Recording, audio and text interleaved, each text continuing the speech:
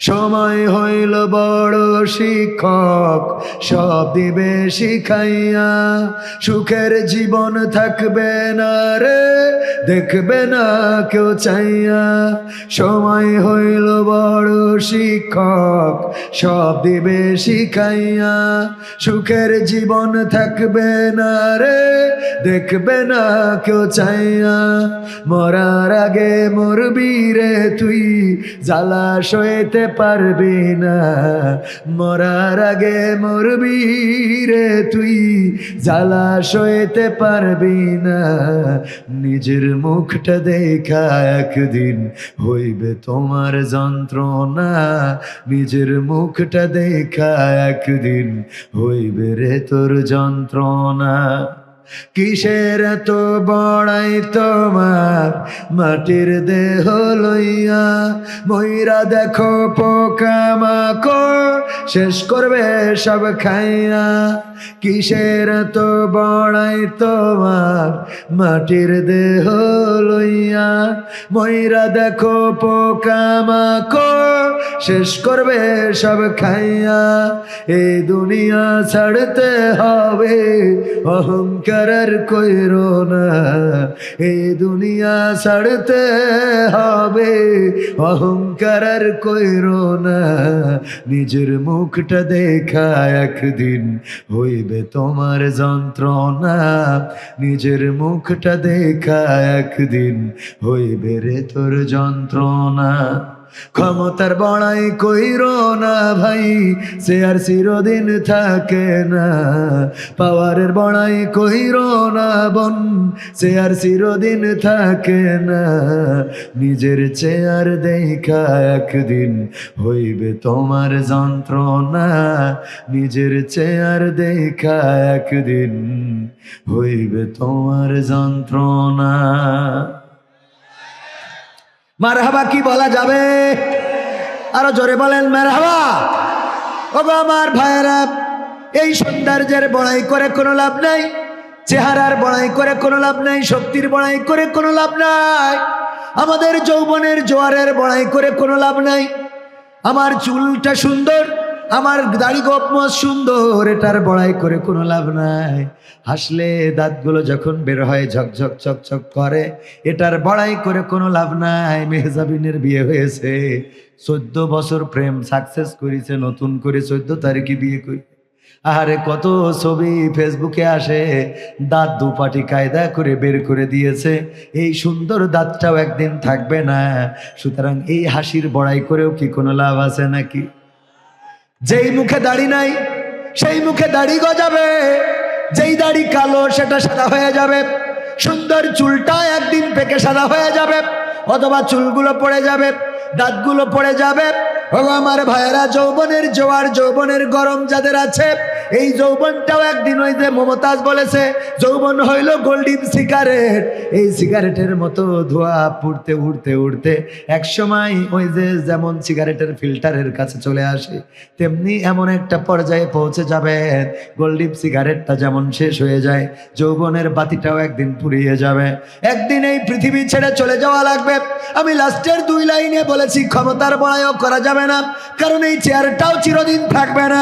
এই চেয়ারের বড়াই যারা করেছে, এই চেয়ারের লড়াই যারা করেছে, এই চেয়ার আঁকড়ে ধরে যারা থাকতে চেয়েছে, তারা এই পৃথিবীতে ক্ষণস্থায়ী, স্থায়ী কেউ হতে পারে নাই। আগামীতেও কি কেউ পারবে? না, পারবে না। সুতরাং চেয়ারের বড়াই করেও কোনো লাভ নাই, চেহারার বড়াই করে কোনো লাভ নাই, যৌবনের বড়াই করে কোনো লাভ নাই, চুলের কুত্তা কাটিং দিয়ে কোনো লাভ নাই। দাঁত সুন্দর আছে বলে সে এনে আবার আরেক রকম কি যেন লাগায়, এইগুলো লাগায়া কোনো লাভ নাই। কারণ আল্লাহ রব্বুল আলামিনের নিবেদিত বান্দা যদি না হতে পারেন, এই সুন্দর চেহারাটাই একদিন জাহান্নামের আগুনে ঝলসে যাবে। ঠিক না বেঠে? দুনিয়ার পরেও বেইজ্জতি আছে না নাই? আল্লামা সাইদির কবর দিতে গেলাম, সকালবেলা খুব ভোরে রওনা করলাম। খুলনার পথে যাওয়ার সময় শুনলাম খুলনায় মাটি দিতে দিবে না, আল্লাহর ওলিরা বাধাগ্রস্ত করেছে, খুলনায় ঢুকতে দিবে না। পীর সাহেবদের কথা মতো আমরা পিরোজপুরের দিকে আবার রওনা করলাম। পিরোজপুরে গেলাম, লাখো লাখো জনতা। আপনারা দেখেছেন এই বাগেরহাটে আমরা যখন এসেছি, পিরোজপুর থেকে গাড়িতে হামলা করা হলো, গাড়ির গ্লাসগুলো ভাঙা হলো, মানুষদেরকে আহত করা হলো, রক্তাক্ত করা হলো। এই বাংলার জমিনে যাদেরকে রক্ত ঝরানো হলো, যাদের আহত করা হলো, তারা এই বাংলায় এখন বিচরণ করে না? করে না? আর যারা ঝরিয়েছে তারা কোথায়? বলল যে পালাবো না, বলল পালাবো না, বলল পালাবো না, খেলা হবে, খেলাও হবে। আমরা বললাম রেডি আছি। আমার জননেত্রী, জনপ্রিয় জননেত্রী, সাবেক প্রধানমন্ত্রী বললেন হাসিনা পালায় না। কইছে না? কয় না? হাসিনা পালায় না। আমি বলেছি চেয়ারের বড়াই করা যাবে না। গৌর গোবিন্দের যে অবস্থা হয়েছে, ফেরাউন নমরুদের যে অবস্থা হয়েছে, তাদের মুরিদ যারা, তাদের প্রেতাত্মা যারা, তাদের পথ ধরে চলবে যারা, তাদের অবস্থাও এই দুনিয়ায় একই রকম হবে না? হবে না? তাদের অবস্থাও একই রকম হবে। যত বড়াই না করেন না কেন, যত ক্ষমতা দেখান না কেন, আল্লাহ রাব্বুল আলামিন বললেন মুসা যাও ফেরাউনকে যে শিগগিরই ঠান্ডা করো, কারণ ফেরাউন বলেছে আনা রব্বুকুমুল আলা, আমি রব, আমারে রব মেনে নাও, আমি খোদা, আমি স্রষ্টা, আমি সব কিছু করি, নীল নদের পানি আমার হুকুমে যাই আসে, সুতরাং তোমরা আমার কাছে নত হও, আমার কথা মতো মিশর চলবে। আল্লাহ রাব্বুল আলামিন বললেন যাও মুসা যে বলো লা ইলাহা ইল্লাল্লাহ, ও ফেরাউন এই মিশরে তোমার আইন চলবে। ইব্রাহিমকে বললেন যাও নমরুদরে থামাও, যে বলো লা ইলাহা ইল্লাল্লাহ, ও নমরুদ এই ব্যাবিলনে তোমার আইন চলবে না, তোমার আইন চলবে না। নবী মুহাম্মদকে বললেন যাও আবু জাহেলের কাছে, যে বলো লা ইলাহা ইল্লাল্লাহ, ও গো আবু জাহেল এই মক্কায় এই মদিনায় তোমার আইন চলবে। আইন চলবে কার? আল্লাহর আইন চলতে হবে, আল্লাহর আইন চালাতে হবে। ওগো আমার ভাইয়েরা, আমার শুরুর কথায় চলে আসি।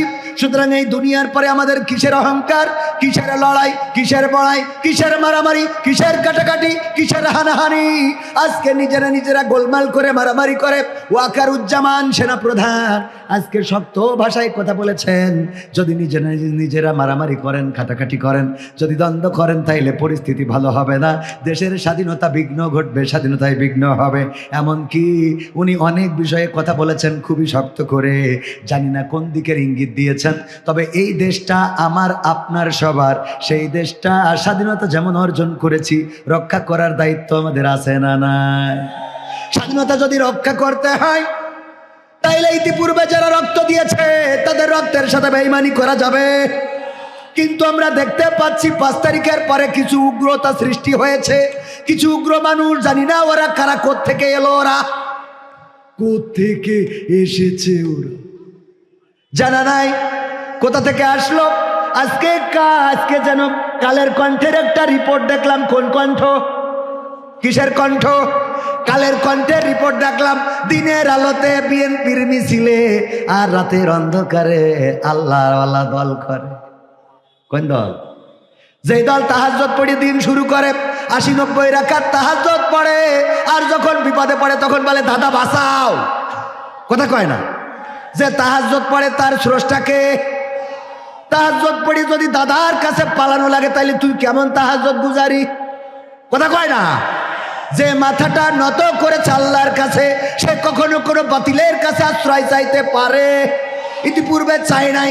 ইসলামী আন্দোলনের নেতা কর্মীরা প্রাণ ভিক্ষার জন্য যখন বলা হয়েছে, তারা স্পষ্ট ভাষায় বলে দিয়েছে এই হায়াতের মালিক কে? আল্লাযী খালাকাল মাউতা ওয়াল হায়াতা লিয়াবলুয়াকুম আইয়ুকুম আহসানু আমালা। আমার আল্লাহ বলেছেন আমি মৃত্যু সৃষ্টি করলাম এবং আমি জীবন সৃষ্টি করলাম, এর মাঝখানে তোমাদের একটু হায়াত দিলাম, তোমাদের সুযোগ দিলাম পরীক্ষা নেওয়ার জন্য।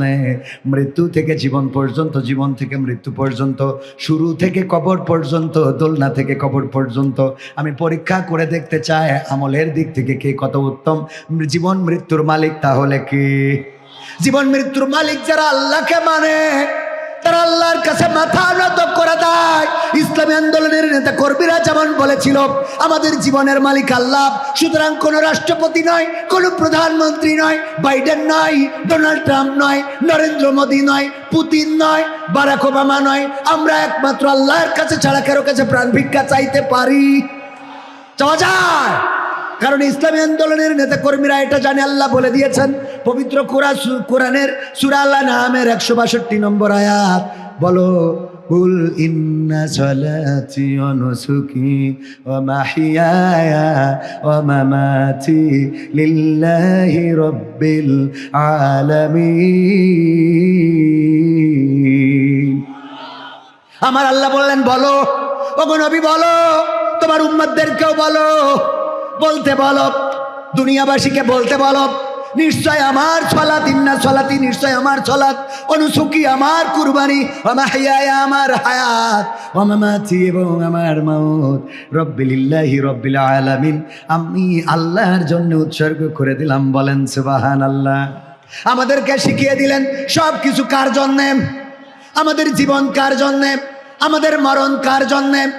আমরা তো তারা যারা আমরা শাহাদাতের মৃত্যুটা প্রত্যাশা করি। আমরা প্রতিনিয়ত দোয়া করি, হে আমাদের রব, তুমি মৃত্যু তো আমাদের দিবাই, আমাদের পানিতে ডুবাই মৃত্যু দিও না, তুমি আমাদের কোনো অ্যাক্সিডেন্টে মৃত্যু দিও না, তুমি আমাদের হার্ট স্ট্রোক, ব্রেন স্ট্রোকে মৃত্যু দিও না আল্লাহ, তুমি আমাদের কোনো বিমান ক্রাশে মৃত্যু দিও না আল্লাহ, তুমি আমাদের হেলিকপ্টার বিধ্বস্ত হয়ে মৃত্যু দিও না আল্লাহ, তুমি আমাদের রোগে শোকে ক্যান্সার আলসারে মৃত্যু দিও না। ওগো আল্লাহ, মৃত্যু যখন দিবা তোমার কোরআন কায়েমের আন্দোলনের রাজপথে থেকে শান্ত মুগ্ধ ইয়ামিনের মতো, বদরের সাহাবী, ওহুদের সাহাবীদের মতো যেন বুকটা পেতে দিতে পারি, পাতিলের বুলেট যেন বক্ষটাকে ঝাঁঝরা করে দেয়, আমাদের রক্তে যেন জমিনটা রঞ্জিত হয়ে যায়।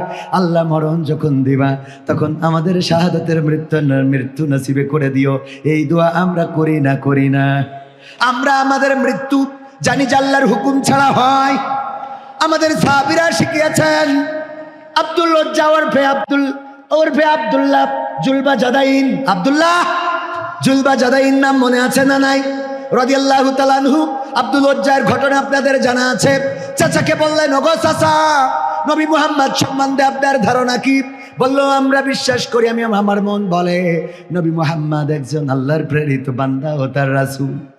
আমার মন বলে। বললো, চাচা তাইলে কি কালেমা পড়ে মুসলমান হওয়া যায় নাকি? বললো, কালেমা পড়ে মুসলমান হইলে বাপদাদার ধর্মের সাথে 2 নম্বরই করা হয়ে যাবে। বললো, যদি সত্য হয় মানতে অসুবিধা কোথায়? অসুবিধা আছে, কারণ আমরা 71 থেকে এই দল করে আসতেছি। কথা কয় না? আছে না নাই? আমরা 71 থেকে এই দলের সাথে সম্পৃক্ত। এখন দল চেঞ্জ করা যাবে না। বললো, তাইলে এখন কি করা যায়? বললো, না, এই দলের সাথে যোগ দেওয়া যাবে না। চাচা, আমি কিন্তু কালেমা পড়ে মুসলমান হতে চাই। কয়, তুমি যদি মুসলমান হও জানো তোমারে কি করতে পারি না? চাচা, জানি না। তোমার তো বাবা নাই, তুমি এতিম, তোমার মা থাকে নানার বাড়িতে, তোমার দায়িত্ব আমার উপরে। চাচা, এটা জানি। যদি জেনে থাকো তাহলে বলছি শোনো, মুহাম্মাদের আনিত বিধানের উপরে যদি ইসলামের পরে যদি তুমি ঈমান আনো, যদি তুমি বিশ্বাস স্থাপন করো, তাইলে আমি সব সম্পত্তি থেকে তোমাকে বহিষ্কার করে দেব। বলল, চাচা তাতেও কোনো আপত্তি নাই, আমি সত্যটা মানতে সিদ্ধান্ত নিয়ে ফেলেছি। চাচা বললেন, এখানেই শেষ নয়, ওগো আব্দুল উজ্জা, আমি তোমার পরনের কাপড়, তোমার গায়ের জামাটাও খুলে নেব। বলল, চাচা তাতেও আপত্তি নাই, তাই যদি হয় তাইলে তোমারে বহিষ্কার করলাম, আমার সম্পত্তিতে তোমার কোনো হক নাই, তোমার বাবার সম্পত্তি আমার দায়িত্ব, আমি তোমারে ক্যান্সেল করলাম, আর তোমার গায়ের জামা, পরনের কাপড় এটাও খুলে দাও, এটাও আমার দেয়া। আব্দুল উজ্জা খুলে দিলেন, চলে গেলেন মায়ের কাছে। মা জননী বললেন, কি খবর সন্তান, আমার এমন অবস্থা কেন তোমার? ওগো মা, নবী মুহাম্মাদের পরে ঈমান এনেছি, এই জন্যে আমার চাচা আমার সব সম্পদ কেড়ে নিয়েছেন, এমনকি আমার পরনের কাপড় খুলে নিয়েছেন। মা বললেন, আমি কি উপকার তোমারে করতে পারি, কি হেল্প চাও তুমি? বলল, মা গো, যদি এক টুকরা কাপড় দিতেন যেটা পরে নবী মুহাম্মাদের কাছে যাব, যদি এক টুকরা কাপড় দিতেন যেটা পরে নবী মুহাম্মাদের কাছে যাওয়া যায়। মা জননী গায়ের চাদরটা ছেড়ে দিলেন, চাদরটা ছিঁড়ে অর্ধেক পরলেন আর অর্ধেক ঘাড়ের উপরে দিলেন, চলে গেলেন মসজিদে নববীর কাছে। আল্লাহর নবী দেখলেন উস্কো খুস্কো চেহারার একজন বসা, এসে বললেন, কি ব্যাপার, তুমি এখানে কেন বসে আছো? আমি আব্দুল উজ্জা, আমি এখানে এসেছি আপনার কালিমা পড়ে মুসলমান হওয়ার জন্য, তোমার অবস্থা এমন কেন? ওগো নবী, আমি ইসলাম কবুল করবো এই ডিসিশন আমার চাচাকে জানানোর কারণে। আমি ইয়াতিম মানুষ, আমার চাচার আন্ডারে ছিলাম, চাচা সব সম্পদ কেড়ে নিয়েছেন, এমনকি আমার গায়ের জামা পরনের কাপড়টাও খুলে নিয়েছে। আমার গায়ের জামা পরনের কাপড়টাও আমার চাচা খুলে নিয়েছেন ওগো নবী। আমার পরনের যে চাদরটা দেখছেন আমার মায়ের দেয়া, মা আমার চাদরটা দিয়েছে, রাসূল ছিঁড়ে পড়েছে, হাঁটুটাও ঢাকতে পারি না। ওগো রাসূল, এসেছি কালেমার বাণী গ্রহণ করার জন্য। আল্লাহর রাসূল বললেন, তোমার নাম আজকে থেকে আব্দুল উজ্জা না, তোমার নাম আব্দুল্লাহ। তারপরে নাম হয়েছিল আব্দুল্লাহ জুল বাজাদাইন রাদিয়াল্লাহু তাআলা আনহু। তাবুকের যুদ্ধের সময় বললেন, ওগো নবী, এই যুদ্ধে কত লোক কত দান করলো, কত সাদকা করলো, টাকা দিল, পয়সা দিল, স্বর্ণ দিল, গহনা দিল। আমি তো এমন এতিমের এতিম, বাবা নাই, মা নানার বাড়িতে, আর চাচা আমার সব সম্পদ কেড়ে নিয়েছে। আমি যখন এসেছি পরনের কাপড়টাও আনি নাই গো নবী, যদি একটু দোয়া করে দেন আজকেই তাবুকে যেন আমি আমার জীবনটা দিয়ে দিতে পারি, আজকে যেন শহীদ হতে পারি, বাতিলের তীর যেন আমার বক্ষটা ভেদ করে চলে যায়, অথবা বাতিলের তরবারি যেন আমার মাথাটা ছিন্ন ভিন্ন করে দেয়, আমার লাশটা যেন জমিনে পড়ে থাকে। ওগো রাসূল, আজকে যেন আমি আমার জীবন দেওয়ার নাজরানা যেন আপনার কাছে, আল্লাহর কাছে যেন পেশ করতে পারি। রাসূল দোয়া করে দেন। আল্লাহ রাসূল দোয়া করলেন, আল্লাহ তুমি আমার আব্দুল্লাহ জুল বাজাদাইনের রক্তটা আমি কাফেরদের জন্য হারাম করে দিলাম, ওরা যেন আমার আব্দুল্লাহ জুল বাজাদাইনকে আল্লাহ যেন আক্রান্ত না করে, আক্রমণ যেন না করতে পারে। আব্দুল্লাহ জুল বাজাদাইন বললেন, ওগো নবী, আমি চাইলাম জীবনটা দিয়ে দেব, আমি শহীদ হয়ে জান্নাতে পৌঁছে যেতে চাই, আর আপনি আমার রক্তটা কাফেরদের জন্য হারাম করে দিলেন। আল্লাহ রাসূল বললেন, আব্দুল্লাহ জুল বাজাদাইন শুনে নাও, এরপরে যদি তুমি জ্বরে ভুগেও মারা যাও, যদি তুমি তাবুতে শুয়ে থেকেও মারা যাও, আল্লাহ রাব্বুল আলামিন তোমার মৃত্যুটা শহীদ মৃত্যু হিসাবে কবুল করে নিবে। আব্দুল্লাহ জুল বাজাদাইন সত্যি তাবুতে জ্বরে আক্রান্ত হয়ে মারা গেলেন। রাসূল সাল্লাল্লাহু আলাইহি সাল্লামের কাছে খবর আসলো। আল্লাহ রাসূল বললেন, তোমরা তোমাদের ভাইকে যত্নের সাথে গোসল করাও, কাফন পরাও, তার জানাজাটা প্রস্তুত করো। জানাজা প্রস্তুত করা হয়ে গেল, সবকিছু রেডি হয়ে গেল। আল্লাহর নবী সাল্লাল্লাহু আলাইহি সাল্লাম আহারে আব্দুল্লাহ জুল বাজাদাইনকে এত ভালোবাসতেন। একবার মসজিদে নববীতে সাহাবীরা অভিযোগ করলেন, ওগো নবী, আব্দুল্লাহ জুল বাজাদাইন যখন মসজিদে নববীতে কোরআন পড়ে আমাদের বড় ডিস্টার্ব হয়, রাতের ঘুমটা ভেঙে যায়, এত চিৎকার করে পড়ে নবী, যদি একটু বলে দিতেন ও যেন আসতে পড়ে। আল্লাহর নবী বললেন, সাহাবীরা তোমরা আব্দুল্লাহ জুল বাজাদাইনের ব্যাপারে অভিযোগ করবা না, কমপ্লেইন করবা না। তোমরা ইসলাম কবুল করেছো অনেকেই অনেক ভাবে, কিন্তু আব্দুল্লাহ জুল বাজাদাইন এমন ভাবে ইসলাম কবুল করেছে যে নিজের পরনের কাপড়টাও আনতে পারে নাই। সুতরাং তার আকাঙ্ক্ষাটাই তোমরা স্তম্ভিত করে দিও না, তার কোরআন পড়তে দাও, তার ব্যাপারে কোনো অভিযোগ শোনা হবে না।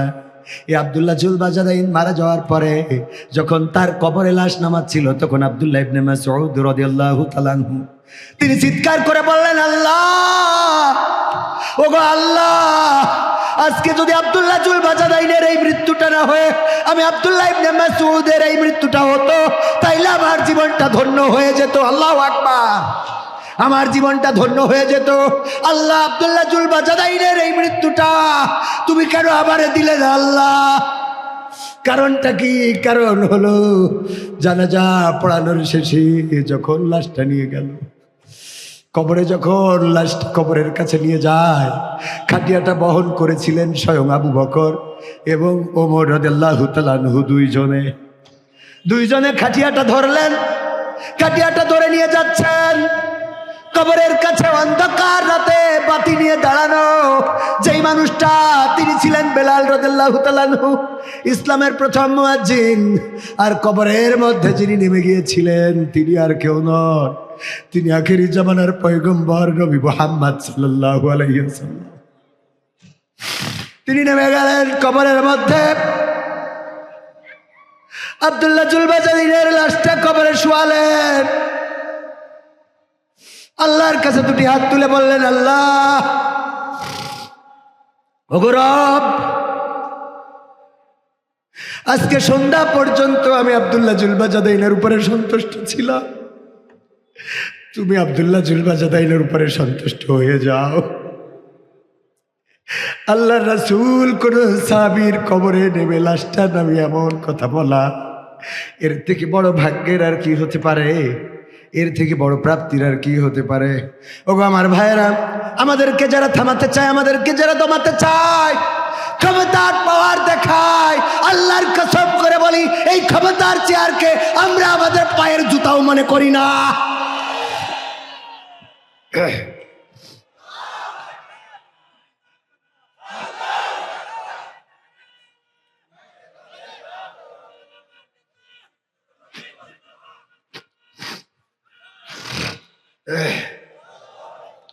ওগো আমার বাগেরহাটবাসী,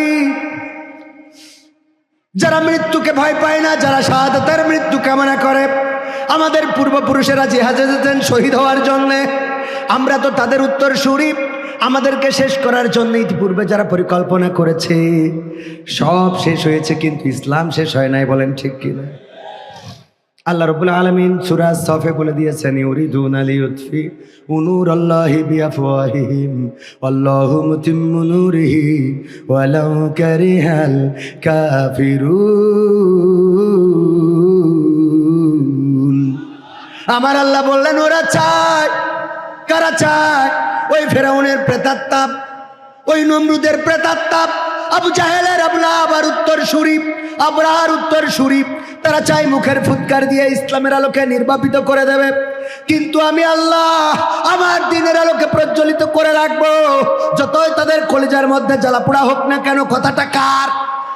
যে আল্লাহ এই পৃথিবী সৃষ্টি করেছেন, আসমান সৃষ্টি করেছেন, আর এর মধ্যে কার সব কিছু সৃষ্টি করেছেন, সেই আল্লাহ তার দ্বীনের আলোকে প্রজ্বলিত করে রাখতে চায়।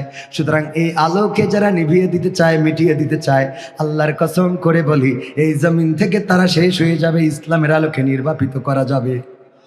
সাহস নিয়ে দাঁড়িয়েছ তাই মুক্ত হয়েছে জমিন, সাহস করে দাঁড়ালে আর একবার কায়েম হয়ে যাবে দিন। নয় নয় নয় আর কোনো ভয়, আনতে হবে দিনের বিজয়। নয় নয় নয় আর কোনো ভয়, আনতে হবে দিনের বিজয়, দিনের বিজয়। যারা ভেবেছিল ছাড়বে না আর ক্ষমতার ওই মাসনদ, দেখেছে তারা রবের পাকড়াও কি করে করে নাস্তানাবুদ। যারা ভেবেছিল ছাড়বে না আর ক্ষমতার ওই মাসনদ, দেখেছে তারা রবের পাকড়াও কি করে করে নাস্তানাবুদ। তাই নয় নয় নয় আর কোনো ভয়, আনতে হবে দিনের বিজয়, দিনের বিজয়। মানুষের সাথে যারা করেছে দুশ্মনী, করেছে বাড়াবাড়ি, দেশের বুকে তাদের হয়নি তো জায়গা, ছিলেন আবাবিল। আজও তিনি দয়াময় তেমনি আছে, বদলেনি তো এক দিল। তাই নয় নয় নয় আর কোনো ভয়, আনতে হবে দিনের বিজয়, দিনের বিজয়। সাহস নিয়ে দাঁড়িয়েছ তাই মুক্ত হয়েছে জমিন, সাহস করে দাঁড়ালে আর একবার কায়েম হয়ে যাবে দিন। সবাই দুরূদ পড়েন, আল্লাহুম্মা সাল্লি আলা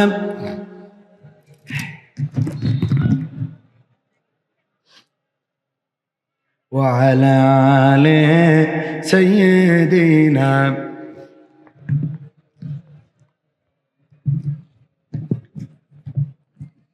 দাও শরণা দাও ওগো রসূল, আজকে কাঁদে যাহারা পরপারের কান্ডারি তুমি, মোদের জানের পিয়ারা। আল্লাহুম্মা সাল্লি আলা মাওলানা মুহাম্মদ ওয়া আলা আলি সাইয়্যিদিনা। সম্মানিত ভাইরা আমার, সময় অল্প অল্প কথা বলতে চাই। আমি যেখান থেকে এসেছিলাম, আল্লামা দেলোয়ার হুসাইন সাইদি রাহিমাহুল্লাহ, তিনি জামাতে ইসলামের সম্পদ ছিলেন না, তিনি চরমনায়ের একক সম্পত্তি ছিলেন না, তিনি হেফাজতের সম্পত্তি ছিলেন না, তিনি এই বাগেরহাট পিরোজপুরের সম্পত্তি নন, তিনি গোটা বাংলাদেশের শুধু নয়, গোটা বাংলা ভাষাভাষী শুধু নয়, গোটা বিশ্বের মুসলমানদের জন্য সম্পদ ছিলেন। বলেন ঠিক কিনা? এই মানুষটার জানাজা ঢাকা শহরে করতে দিল না, এই মানুষটার লাশ আনতে হলো পুলিশ প্রহারায়। কত ষড়যন্ত্র, কত বাড়াবাড়ি, জানাজায় আসার পথে কত আক্রমণ, কত অ্যাটাক। বাগেরহাটে এসে মনে পড়ে গেল, আরে এই বাগেরহাটবাসী যারা বাধা দিয়েছিল, গাড়ি ভেঙেছিল, রক্তাক্ত করেছিল, এই মানুষগুলো তো ঠিকই এই জমিনে আছে, কিন্তু যেই মানুষগুলো করেছিল ওই আল্লাহর ওলিগুলো এখন আর দেখা নাই। রাতের অন্ধকারে বের হয়, ডাকাতি করে, চুরি করে, ছিনতাই করে, চাঁদাবাজি করে। বলেন ঠিক কিনা? ঠিক না বেটা? আর যারা মোটামুটি মুখ চিনা তারা একটাও নাই, সব চলে গেছে নেটওয়ার্কের বাইরে। ঠিক না বেটে? কারণ তারা তাদের ইলাহ হিসাবে আল্লাহকে মানে নাই। কথা কয় না? ইলাহ হিসাবে আল্লাহকে যারা মেনেছে তারা কখনো পালাই নাই, তারা কখনো পালাই নাই। আল্লাহর হুকুমে যেটা হয়েছে সেটা করেছে। যেমন আল্লাহ হুকুম করলেন, মুসা এবার যাও, তোমার 12টা গোত্র নিয়ে রওনা করো। কোথায় যাব? যাও, নীল নদের তীর দিয়ে চলে যাও। ছুটা শুরু করলো, ছুটতে ছুটতে ফেরাউনের বাহিনীও পিছু নিল। মুসা আলাইহিস সালামের সফর সঙ্গী সাহাবী যারা ছিল ওরা তো একটু তেড়া ছিল, বলল, আহারে আমাদের এখন মরা ছাড়া কোনো রাস্তা নাই, মুসা তোমার দলে যোগ দিয়ে বিপদে পড়ে গেছি। মুসা বলল, কেন? কইল, সামনে নদী আর পিছনে বাহিনীটা কার? ফেরাউনের বাহিনী। সামনে নদী, পিছনে ফেরাউনের বাহিনী। এখন হয় ফেরাউনের বাহিনীর ঘোড়ার পায়ের তলে পদতৃষ্পিষ্ট হয়ে মারা যাব, অথবা এই পানিতে নাকানি চুবানি খাওয়া লাগবে। আল্লাহর নবী মুসা আলাইহিস সালাম কি হতাশ হয়েছিলেন? হতাশ হন নাই। তিনি বললেন, আমার আল্লাহ শিখিয়েছেন, লা তাকনাতু মির রাহমাতিল্লাহ, আমার রহমত থেকে নারাজ হয়ো না। যখন পৃথিবীর সবার গতি স্তমিত হয়ে যায় তখনও গতি সঞ্চালিত থাকে কার? যখন সবাই ঘুমিয়ে যায় তখন জেগে থাকেন কে? যখন কেউ আপনার ভাষা বোঝে না তখন আপনার ভাষা বোঝার মালিক কে? যখন কেউ আপনার কথা শোনে না তখন আপনার কথা শোনার জন্য একজন থাকে। আরে আমরা আল্লাহরে চিনি না, আল্লাহর কাছে মাথা নত করি না। রাতের অন্ধকারে যদি আল্লাহকে ডাক দেন, পৃথিবীর সব মানুষ ঘুমানো, আপনি যায় নামাজের বিছানায় আল্লাহকে ডাকলেন, আল্লাহ আল্লাহ, ওগো আল্লাহ। আল্লাহ রাব্বুল আলামিনের নবী সাল্লাল্লাহু আলাইহি সাল্লাম বলেছেন, কোন বান্দা যদি একবার আল্লাহকে ডাকে, আল্লাহ 10 বার তার ডাকের সাড়া দেওয়ার জন্য প্রস্তুত হয়ে যান। বলেন সুবহানাল্লাহ। শুধু তাই নয়, বিশ্বনবী এটাও বলেছেন, কেউ যদি আল্লাহর দিকে একটা কদম বাড়িয়ে দেয়, আল্লাহ তার দিকে কুদরতি কদম বাড়িয়ে দেন। কয়টা? 10টা কদম তার দিকে বাড়িয়ে দেন। ওগো আমার ভাইরা, সেই আল্লাহর কাছে যারা মাথা নত করতে পারে না, যারা বলতে পারে না ইন্না সলাতি ওয়া নুসুকি ওয়া মাহইয়ায়া ওয়া মামাতি লিল্লাহি রাব্বিল আলামিন, ওদের প্রভু আল্লাহ থাকে না, ওদের প্রভু হয়ে যায় দাদা বাবুরা। ঠিক না বেটা?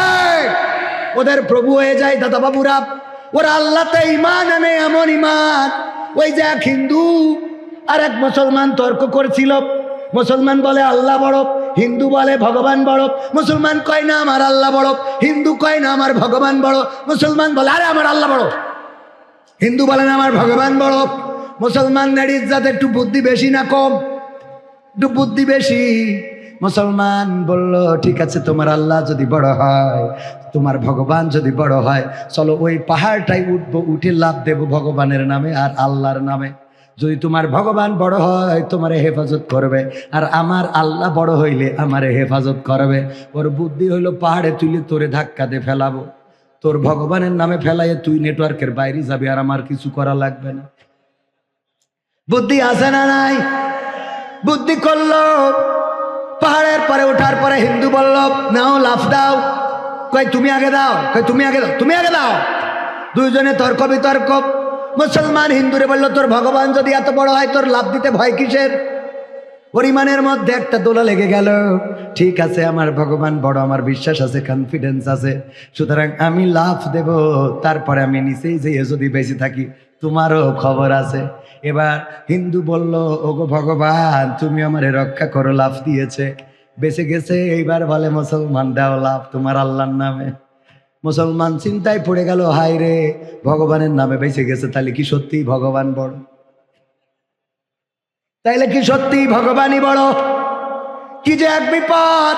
ধারণা ছিল যদিও মারা যায় তাইলে আমার আর লাফ দেয়া লাগবে, লাফ দেয়া লাগবে না। এখন তো বেঁচে গেছে, বিপদে পড়ে গেলাম, কি করা যায়, কি করি, কি করা যায়? হিন্দু বলে লাফ দাও, লাফ দাও, আমি অপেক্ষায়। এবার আস্তে করে বলল, আল্লাহ তুমি যদি না পারো তাইলে ভগবান তুমি রক্ষা করিও বলে দেশে যা। এই জাতীয় ঈমান আমাদের আছে না নাই? দেশের স্বাধীনতা সার্বভৌমত্ব রক্ষায় এই বাংলাদেশে রক্ত দিয়েছে আলেমরাই বেশি, রক্ত দিয়েছে মুসলমানেরাই। কোন রাম, কোন বাম, কোন নাস্তিক, কোন মুরতাদ, কোন শাহবাগীরা রক্ত দেয় নাই, বলেন ঠিক কিনা? আলেমরা এসে রাজপথে দাঁড়িয়েছে, নামাজিরাই শহীদ হয়েছে। ৭১ যদি যুদ্ধের কথা বলেন, বীর শ্রেষ্ঠ যারা তারা সব মুসলমানের সন্তান, ঠিক না বেটা? বীর শ্রেষ্ঠ যারা সব মুসলমানের সন্তান, রক্ত দিল মুসলমানেরা। ৫২তে ভাষার আন্দোলনে সালাম, রফিক, শফিক, জব্বার, বরকত, একটাও হরে কৃষ্ণ, শ্রীকৃষ্ণ, দিলীপ কুমার একটাও নাই, সব মুসলমান না হিন্দু?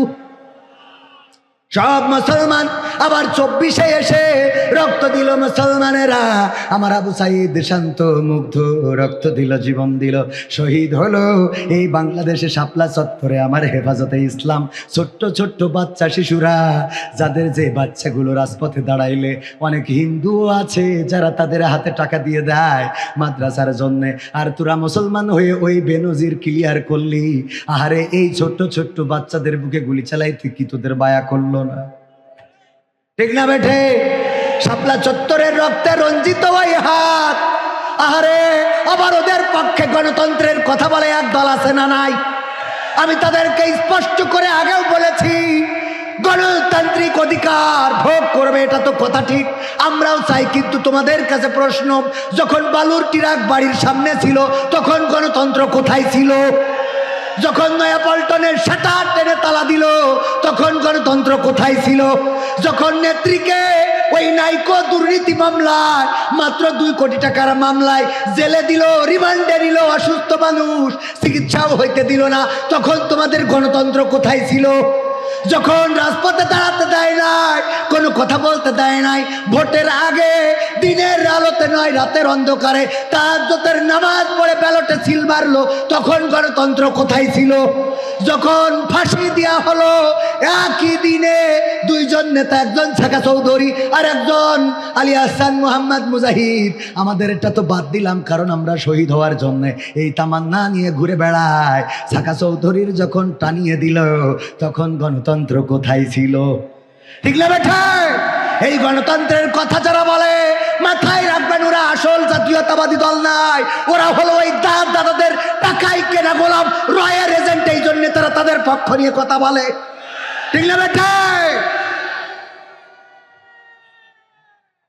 ভাইরা আমার, আলোচনার সময় চলে যায়, কিছু সঙ্গীত শোনানোর দরকার। এই বাগেরহাটে আসা তো বন্ধ করেই দিয়েছি। আজকের এই মাহফিলটা অনেক আগে রাখা, আমার ইসমাইল জবিউল্লাহ ভাইয়ের সম্মানে মাহফিলটাই এসেছি।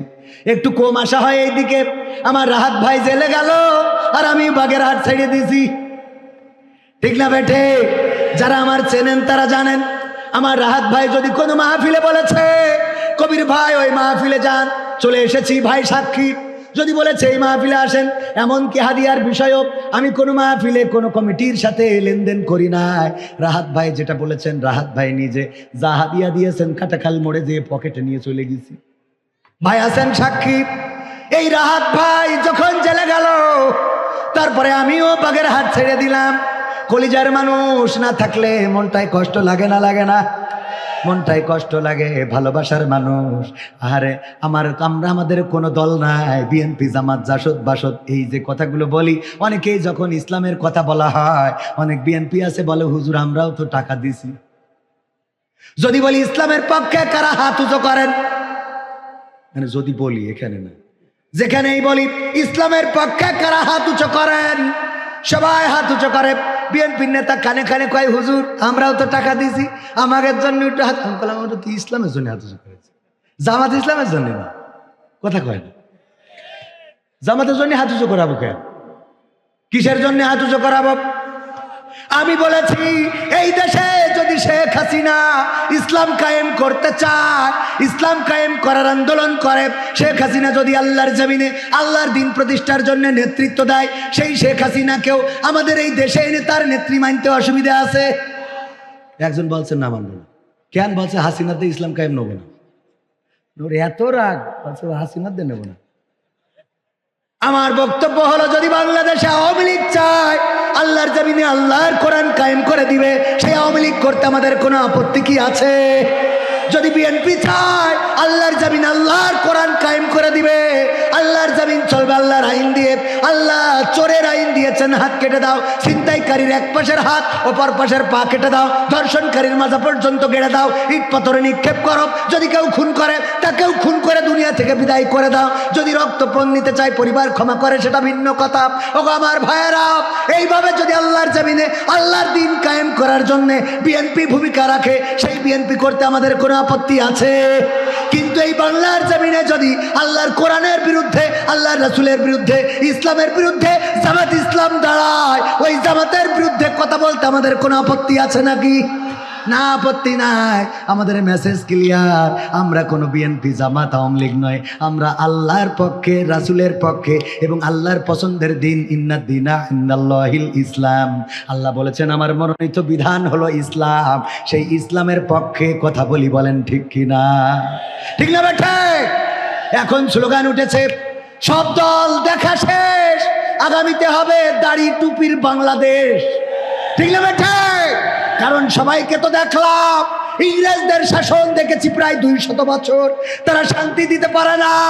এই দেশের মানুষের উপরে জুলুম করেছে, নির্যাতন করেছে, শাস্তি দিয়েছে, হত্যা করেছে, খুন করেছে। তারপরে আবার 47-এ দেশ ভাগ হলো। 1947-এ মুসলমান অধ্যুষিত অঞ্চল হলো পাকিস্তান, হিন্দু অধ্যুষিত অঞ্চল হলো হিন্দুস্তান। আর হিন্দুরা যারা মুসলমানদের মধ্যে ছিল, অনেকেই সম্পদ হারিয়ে চলে গেল হিন্দুস্তানে।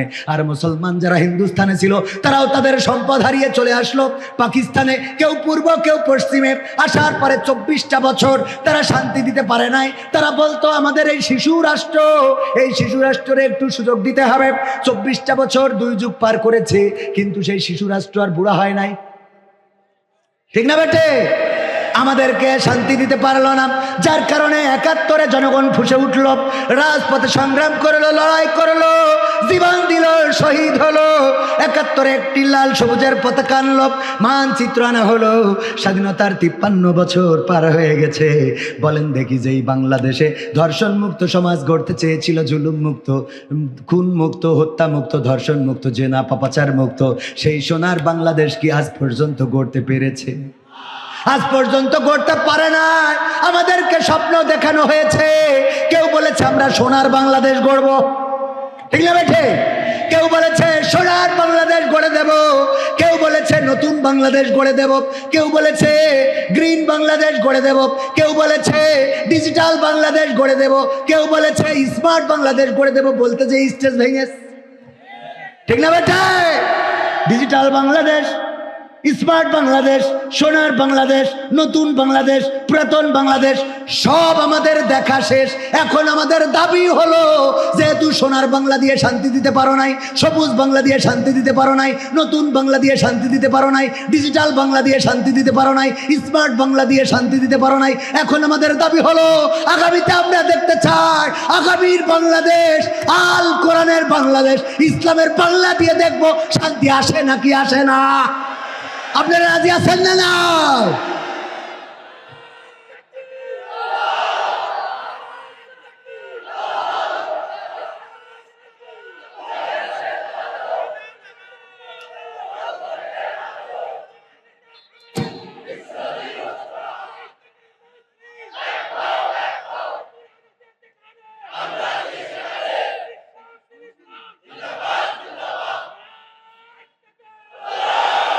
আলোচনায় ফিরে আসি। সুতরাং আমার প্রথম বক্তব্য ছিল মাথাটা নত করতে হবে কার কাছে? যদি আল্লাহর কাছে মাথা নত করে দিত, ওই যে জাকারিয়া আলাইহিস সালাম সাহায্য চাইলো কার কাছে? গাছের কাছে। আল্লাহ গাছকে ফাঁকা করে দিলেন, কারণ আল্লাহর হুকুম ছাড়া কিছু হওয়া কি সম্ভব? যদি কেউ চুরিও করতে চায়, আল্লাহর হুকুম, আল্লাহর ইচ্ছা আছে না নাই? আল্লাহ আমাদের ব্যক্তিত্বের স্বাধীনতা দিয়েছেন, স্বাধীনতা দিলাম। তুমি যদি খারাপ কাজ করতে চাও, তাও আমার রহমত তোমার পরে আছে না নাই? চোখের দৃষ্টি দিয়েছেন কে? এটা আল্লাহর রহমত। আল্লাহ রাব্বুল আলামিন স্বাধীনতা দিয়েছেন, যাও এই চোখ দিয়ে যদি তুমি চাও কোরআনটা খুলে দেখতে পারো, আর যদি তুমি চাও তাইলে এই চোখ দিয়ে তুমি লাইলাতুল ফেব্রুয়ারিতে তোমার ডালিম রে নিয়ে তার দিকে তাকাইয়াও থাকতে পারো। ঠিক না ঠিক? কিন্তু আমার কাজ হলো পরকালের ময়দানে আমি দাঁড় করাবো আর বলবো ইকরা কিতাবাকা কাফা বিনাফসিকা আল-ইয়াওমা আলাইকা হাসিবা। পড়ো তোমার আমল নামার কিতাব, পড়ে তুমি তোমার হিসাব করে দাও। প্রতিটা পৃষ্ঠা উল্টাবা উল্টাবা উল্টাবা। ভালো কাজ যদি খুঁজে না পাও, বিপদে পড়ে যেতে হবে না? হবে না? সব পৃষ্ঠায় পৃষ্ঠায় অন্যায় অপরাধ। আমি মাঝে মাঝে বলি আমার কত অপরাধ আছে। আরে আমার মা যদি জেনে যেতেন, আমার মা ভাত রান্না করে খাওয়াতেন না, বলতেন এমন সন্তান পেটে ধরি নাই, এত বড় পাপী তুমি, তোমারে আমি ভাত বেড়ে খাওয়াবো না। আমার বাবা যদি জেনে যেতেন, আমার বাবা ঘাট ধরে বের করে দিতেন, বলতেন এই বাড়িতে তোর জায়গা নাই, কুলাঙ্গার সন্তান, এত বড় পাপের পাপী তুই। যদি আমার স্ত্রী আমার অপরাধ জেনে যেতেন, তাহলে আমার স্ত্রী আমার সাথে সংসার করতেন না, আমাকে বলতেন আরে যেই মানুষটারে আমি ফেরেশতা মনে করতাম, সেই মানুষটা মধ্যে এত অপরাধ, এত পাপ। যদি আমার সন্তানেরা আমার অপরাধ জেনে যেত, তাইলে বাবা বলে ডাকতো না, বলতো বাবা তোমারে বাবা ডাকার জন্য ঘৃণা হয়। আরে এত অপরাধে অপরাধী তুমি, আবার গোনার যদি গন্ধ থাকতো, এত দুর্গন্ধ বের হইতো, ডানে বামে কোনো মানুষ এসে বসতো না। এমনকি আপনারা আমার এই মাইকে কথা বলতে দিতেন না কবির ভাই। এমন গুনাহগার মানুষরা তো স্টেজে কথা বলতে দেয়া যায় না। আমি কতটুকু পাপী, কতটুকু অপরাধী, পৃথিবীর কোনো মানুষ না জানলেও জানেন কে? জানেন কে? যে আল্লাহ আমার অপরাধ জানেন, আমার রাতের খবর জানেন, দিনের খবর জানেন, আমি গাড়িতে কি করি, বাড়িতে কি করি জানেন না? জানেন না? আমি রাতের অন্ধকারে কি করি, দিনের আলোতে কি করি, আমি ফাঁকা প্রান্তরে কি করি, আমি ছাদের নিচেই কি করি, আমি জঙ্গলে কি করি, আমি লোক সম্মুখে কি করি, লোকের আড়ালে কি করি, পৃথিবীর কোনো মানুষ না দেখলেও আল্লাহ দেখেন। আল্লাহর এই কিতাব থেকে কোনো কিছু এড়াই না। মানুষেরা বলবে আরে এটা এমন একটা কিতাব আল্লাহ ধরাই দিয়েছো যে যেখানে একটা কিছু তো এড়াই নাই, আল্লাহ একটা কিছু তো এড়াই না। ও আল্লাহ সব দেখিয়েতে রেকর্ড করা। আল্লাহ কি এমন খাতা তুমি দিলে, এখানেই শেষ নয় ভাইরা। ওই পরকালের ময়দান আল্লাহ বলবেন সূরা ইয়াসিন, এই আল ইয়াউমা নাখতিমু আলা আফওয়াহিহিম ওয়া তুকাল্লিমুনা আইদিহিম ওয়া তাশহাদু আরজুলুহুম বিমা কানু ইয়াকসিবুন। আল্লাহ বলবেন ওই দিন বান্দারা একটু চালাকি করবে, বলবে আল্লাহ এত অপরাধ কোথা থেকে আসলো, আমি তো এত পাপী নই। আল্লাহ বলবে ঠিক আছে, তোর বলা লাগবে না, মুখে আঠা লাগিয়ে দিলাম। সূরা ইয়াসিন মুখে আঠা লাগিয়ে দিবে, হাতের জবান খুলে দিবে, পায়ের জবান খুলে দিবে, হাত সব স্বীকার করে দিবে, পা তার কৃতকর্মের সাক্ষ্য দিবে। কথাটা কার? ওই দিন আপনি যতই গোপন করতে চান, গোপন করা সম্ভব হবে না। সেই বিচারের কাঠগড়ায় যদি দাঁড়াতে হয়, মাথাটা নত করতে হবে কার কাছে? জাকারিয়া আলাইহিস সালাম গাছের কাছে সাহায্য চাইলেন, গাছ পাকা হয়ে গেল। আল্লাহ রাব্বুল আলামিন জাকারিয়া আলাইহিস সালামের কাপড়ের একটা অংশ বাইরে রেখে দিলেন, যে গাছ রক্ষা করতে পারে কিন্তু গাছ কাপড়টা টানতে পারে না। যা করেছে তাও আমার হুকুমে করেছে। ওগো আমার ভাইয়েরা, ওরা যখন কাপড়ের অংশ দেখলো, বুঝতে পারলো গাছের মধ্যে ঢুকেছে, ওই কাফেরেরা গাছ করাত এনে চিরা শুরু করে দিল। যখন করাত দিয়ে চিরতে লাগলো, ওই চিরা করাতের যখন মাথায় ঠাকলো, তখন চিৎকার করতে গেল। আল্লাহ রাব্বুল আলামিন বললেন, ওগো জাকারিয়া শোনো, যদি তুমি চিৎকার করো, করো, তাইলে তোমার গোটা জিন্দেগির আমল বরবাদ করে দেওয়া হবে। আল্লাহ আমার অপরাধটা কি অপরাধ হলো? তুমি আল্লাহর কাছে মাথা নত না করে নরেন্দ্র মোদীরে বলেছো হেলিকপ্টার পাঠাও। কথা কয় না? মিল আছে না নাই? অপরাধ কি হয়েছে? ওরা প্রশ্ন করে আমাদের অপরাধ কি? অপরাধ হলো আল্লাহর কাছে মাথা নত করো না, মাথাটা নত করেছো দাদাদের কাছে। এই জন্য ওই কাপড়টা একটু আটকে আছে, এরপরে এখন চিরা খাইতে হবে। আল্লাহ বললেন শাস্তি হলো করাত দিয়ে খ্যাত খ্যাত খ্যাত খ্যাত খ্যাত খ্যাত করি সেরবে চুপ করি ধৈর্য ধরিয়ে চিরা খাইতে হবে। এইটাই হইল শাস্তি। যদি উহ করো তাইলে গোটা জিন্দেগির আমল বরবাদ। এই জন্য আমার নেত্রীকে বলি, নেত্রী গো, আপনি ওপারে গিয়েছেন, একটু চুপ থাকেন, কথা কয় না। আর যারা 16টা বছর বাড়াবাড়ি করেছেন তাদেরও বলি চায়ের দোকানে বিড়িতে নিয়ে কথা বললেন না, চুপ থাক। কারণ আপনাদের এখন শাস্তি হইল চুপ থাকা। কারণ আগে বড় বড় কথা বলেছেন, পালাবো না, ঠিক না বেঠে? খেলা হবে, মনে আছে না? না, এত বড় বড় কথা বললেন, বলার পরে আবার পালাইছে না পালাই নাই? এমপিরা সব কোথায় গেল? মন্ত্রীরা সব কোথায় গেল? কোথায় কাদের কাকা? তাদের সারা দেশটা এখন লাগে ফাঁকা। পালাবো না, প্রয়োজন হলে ফখরুলের বাসায় গিয়ে উঠব। ঠাকুর গাঁয়ে বাসা আছে না, জায়গা দেবে? পালাবে না, পালাবে না, যাই না তবু দেখা। পালাবে না, পালাবে না, যাই না তবু দেখা। তাদের সারা দেশটা এখন লাগে ফাঁকা ফাঁকা, ওদের সারা দেশটা এখন লাগে ফাঁকা ফাঁকা। আইন মন্ত্রী আটকে গেল আইনেরই ফাঁকে, দাড়ি সারা দরবেশের ভণ্ড ভণ্ড লাগে, ঠিক না বেঠা? আইন মন্ত্রী আটকে গেল আইনেরই ফাঁকে, দাড়ি ছাড়া দরবেশের ভণ্ড ভণ্ড লাগে। শুনছি কত নেতা নেত্রী খাইতেছে ভাই ডান্ডা, বিচারপতি কালামানিকের ফাটিয়েছে আন্ডা। পলকেরও ঝলক গেল, পলকেরও ঝলক গেল থামিয়ে নেটের চাকা। তাদের সারা দেশটা এখন লাগে ফাঁকা ফাঁকা, ওদের সারা দেশটা এখন লাগে ফাঁকা ফাঁকা। কই গেল সেই সংসদেতে মমতাজের গান? কোথায় গেল হজরত বলা শামীম ওসমান? কই গেল সেই সংসদেতে মমতাজের গান? কোথায় গেল হজরত বলা শামীম ওসমান? ইনুমে নন্দীপু মনি আছে কারাগারে, বাপ করিলেও পাপ কখনো ছাড়ে কি আর তারে। কোথায় গেল স্পিকারের, কোথায় গেল স্পিকারের দৃষ্টি আঁকা বাঁকা? ওদের সারা দেশটা এখন লাগে ফাঁকা ফাঁকা, তাদের সারা দেশটা এখন লাগে ফাঁকা ফাঁকা। কোথায় গেল আরাফাত আর ব্যারিস্টার সুমন? কথা বলার সময় তারা করেনি ওজন। মুরগি কবির খাইছে ধরা, জাফর কোথায় আছে? গোপনে কি সেও গেল মোদি দাদুর কাছে? কোথায় গেল এ সালমের, কোথায় গেল এ সালমের কাড়ি কাড়ি টাকা? ওদের সারা দেশটা এখন লাগে ফাঁকা। লাগে না, লাগে না, ফাঁকা ফাঁকা কেন লাগে? কারণ আগে টেলিভিশন জুড়লে আমরা জানতাম কেমন করে কুমড়া দিয়ে বেগুনি বানানো যায়, ঠিক না বেটা? আমরা জানতে পারতাম কেমন করে কাঁচামরিচ শুকিয়ে রেখে বর্ষাকালে আবার ভিজাইলে জ্যান্ত হয়। আমরা জানতে পারতাম কেমন। ও গাছ আটকে গেল, গাছের ওই ফাঁক দিয়ে একটু জুতা কি থেকে গেল, কাপড় থেকে গেল। কেমন ওই যে উদাহরণ দিতে যেয়ে বলছিলাম, ভাবির সাথে দেওরের সম্পর্ক। রাত 3টার সময় উঠে গিয়েছে ভাবির ঘরে। এটা দেখার পরে গ্রামের লোক যেহেতু এটারে আঞ্চলিক ভাষায় বলে তাগে বাগে ছিল, অপেক্ষায় ছিল ধরার জন্যে। চলে গেল ভাবির ঘরে ধরার জন্যে। বুঝতে পেরেছে দরজায় এসে মানুষ দাঁড়িয়ে গিয়েছে। এটা জানার পরে পিছনের দরজা অথবা বেড়া অথবা যাই থাকুক ওই পাশ দিয়ে বের হয়ে চলে এসেছে নিজের ঘরে। এসে যায় নামাজ বিছিয়ে নামাজে তাহাজ্জুদের নামাজে সিজদায় পড়ে আছে। কে? দেবর। কে? দেবর নামাজে পড়ে আছে। ওরা বুঝলো যেহেতু পিছন দিয়ে বের হয়েছে তাইলে নিজের ঘরে যাইতে পারে। ঢুকলো তার ঘরে, দেখে সিজদায় পড়ে আছে। টেনে তুললো, কি খবর? কয় আমি সিজদায় আছি, চতুর্থ আসমানে পৌঁছে গেছি। টানো কেন?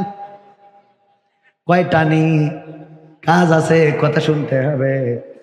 নারায়ে তাকবীর, লিল্লাহে তাকবীর।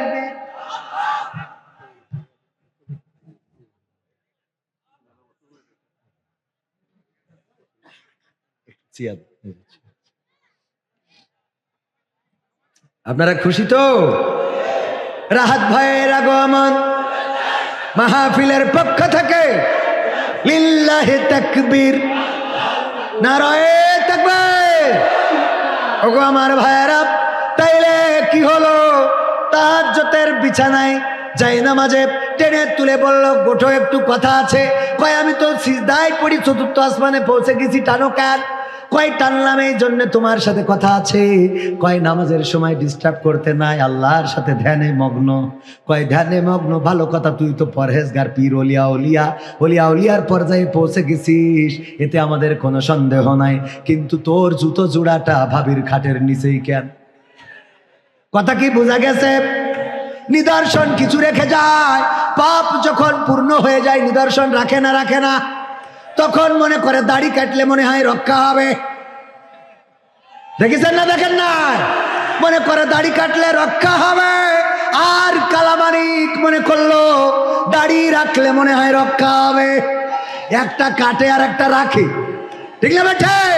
কিন্তু আল্লাহ যখন রক্ষা করতে চান না, তখন এমন কিছু হয়ে যায় যে নৌকায়, যেই নৌকা নূহ নবীর কিস্তি 16টা বছর রক্ষা করেছে, সেই নৌকায় উঠে আবার ধর্মের বাবা ধরা খেয়েছে না খায় নাই?